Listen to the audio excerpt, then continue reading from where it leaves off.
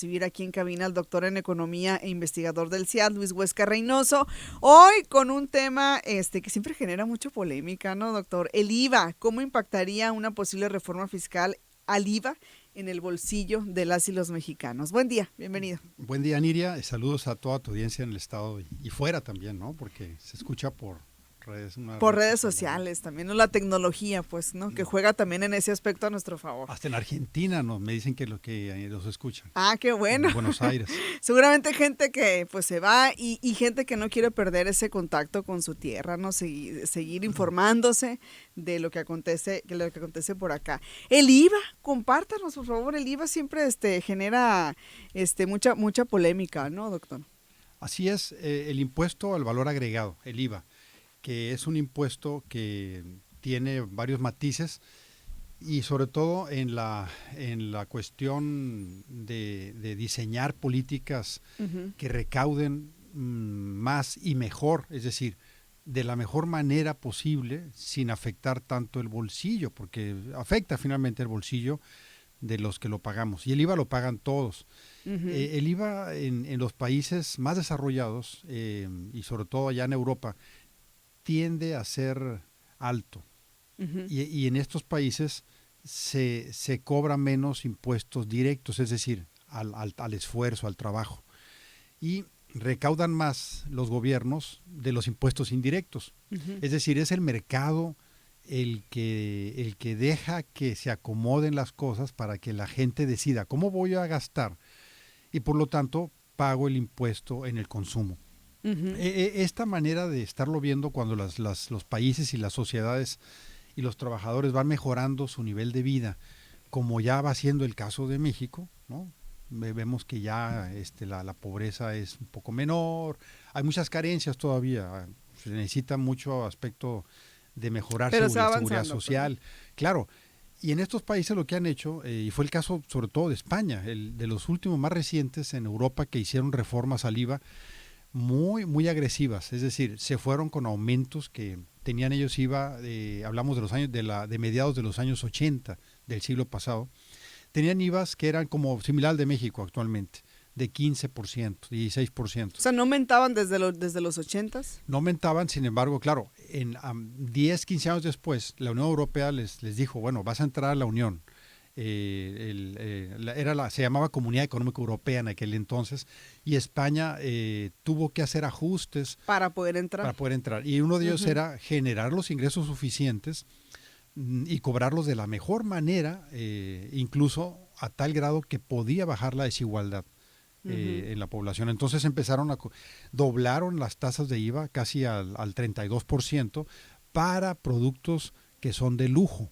Uh-huh. Productos suntuarios, todo lo que tenga que ver, por ejemplo, con automóviles de lujo, joyas, viajes muy elegantes, transportes. Entonces se fueron por ese lado y empezaron a cada vez a gravar un poco menos a los ingresos de la gente, lo que llamamos como ISR, ¿no? Uh-huh. El impuesto de la renta y sobre todo el de las personas físicas, muy importante, Okay. ¿no? No tanto el corporativo. Bueno, ¿qué sucede en México? Porque es todo es como un tema tabú para los políticos hablar de aumentar impuestos, Uh-huh. sobre todo en época de elecciones. Pero yo creo que es bueno decirle a los candidatos que sí hay manera de mejorar la recaudación y de forma progresiva en México. Que ese es uno de las asignaciones pendientes, ¿no? Ir mejorando la recaudación y en todos los niveles también. Así es, porque si no quedan muy Uh-huh. buenos propósitos y Sí. no se podría seguir, ni deberíamos, aumentar la deuda pública para generar ingresos, para poder solventar el gasto público, la seguridad social que tanto nos hace falta y que necesitamos todos los mexicanos. Entonces, ¿cuánto recauda el país ahorita al cierre del año pasado, 2023? En ingresos por puros impuestos, que se le llaman tributarios, la recaudación no supera el 15%. Uh-huh. Estamos estancados en un 14.7, 14.8%. Esto es puros impuestos. La principal figura es el impuesto sobre la renta. Pagamos, ISR. Uh-huh. claro, el ISR, pagamos un poco más los trabajadores que las empresas, el impuesto de la renta, y se recaudan 7 puntos del PIB.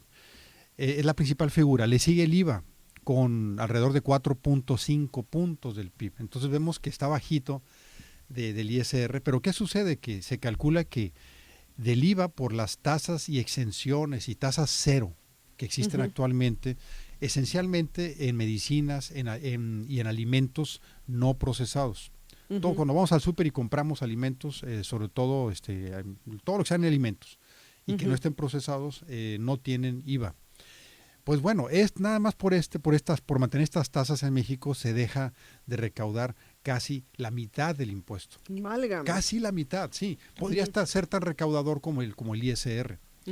Entonces se dieron cuenta de esto en Europa, en Canadá, por ejemplo, y dijeron, en Estados Unidos, dijeron, oye, pues vamos a poner un IVA porque también los ricos comen.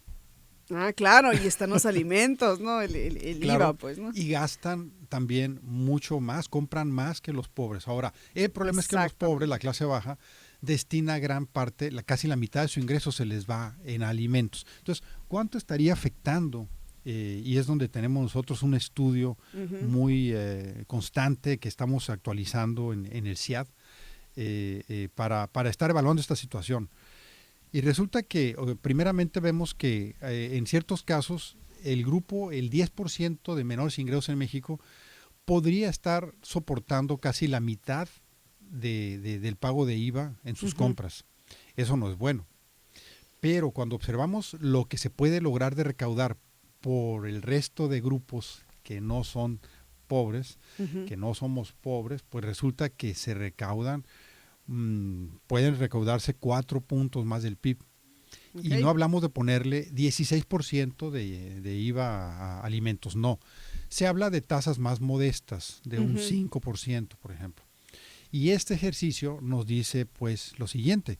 ¿Qué productos crees tú, Nidia, que pueden ser susceptibles de bajarle, digamos, de los que ya tienen IVA, de bajarle? Y de los que no tienen, subirle. Pues subirle, yo creo que probablemente el tabaco. No sé si entra por ahí, no sé. Ah, muy buen punto. El tabaco, por todo lo que se ha hablado también sobre el tema, todo lo que se ha también legislado, el asunto puede ser, no sé. Claro, bueno, el alcohol y tabaco son productos que curiosamente están en la neutralidad, es decir... están como en medio. Sí, o sea, en términos de ejercicio sin afectar a nadie, sí tienen margen de subirse. No al 16% tal vez, pero sí un 10% y no afectarían el bolsillo de los mexicanos, ni sobre todo el de los pobres, ¿no? Que se mantendrían fumando porque es un vicio, es una adicción. Pero sí una parte importante, ya lo hemos hablado, dejan de fumar cuando les aumenta el precio del producto. Entonces, el alcohol y tabaco es un producto muy interesante, tienes razón, sí tiene margen de aumento y también hay que recordar que tiene el impuesto especial, el IEPS. Primero se cobra el IEPS y después el IVA en estos productos. Entonces sería como que una reforma integral al aumentar el IEPS.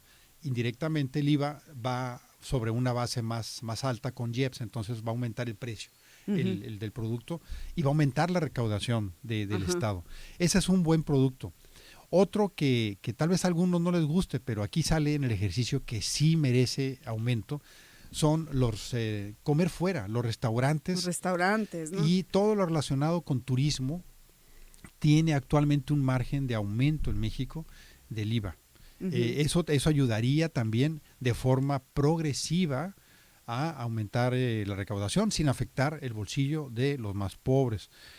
¿Qué otro producto por ahí tiene también margen? Los viajes. Mira. Oye, de por sí no viajábamos. Bueno, pues sí. Bueno, no, pero ni hay que ahorrar. Entonces. Oye, pues los que no viajábamos seguimos sin viajar, pero los que sí viajan son los que estarían pagando este costo, sí, ¿no? Claro. Entonces, sí. bueno, estas medidas son los que pueden soportar una tasa superior. Lo que ¿Y nos bajar, indica, por ejemplo? Bueno, claro, eso indicaría entonces que hay productos que tal vez no, si no merece, podría merecer, sin embargo, como los alimentos. O sea, los alimentos y bebidas y los servicios del hogar. Los servicios del hogar, eso es ropa, interesante. calzado y cuidados de la salud es donde es como regresivo, digamos, se dice, ¿no? O sea, se afecta el bolsillo de los más pobres, sobre todo alimentos y bebidas, no bebidas no alcohólicas, ¿no? Resulta que si se le cobrase un impuesto más bajo en este ejercicio, le estamos agregando un 5%, más o menos como es en promedio en España actualmente. En España no hay tasa cero, no existen las tasas cero, lo que existen son tipos reducidos, súper reducidos. Muy bien, doctor, tenemos que ir a mensajes, pero si gusta regresamos para ya cerrar la intervención. Estamos platicando con el doctor en economía e investigador Luis Huesca Reynoso. Volvemos. Bien.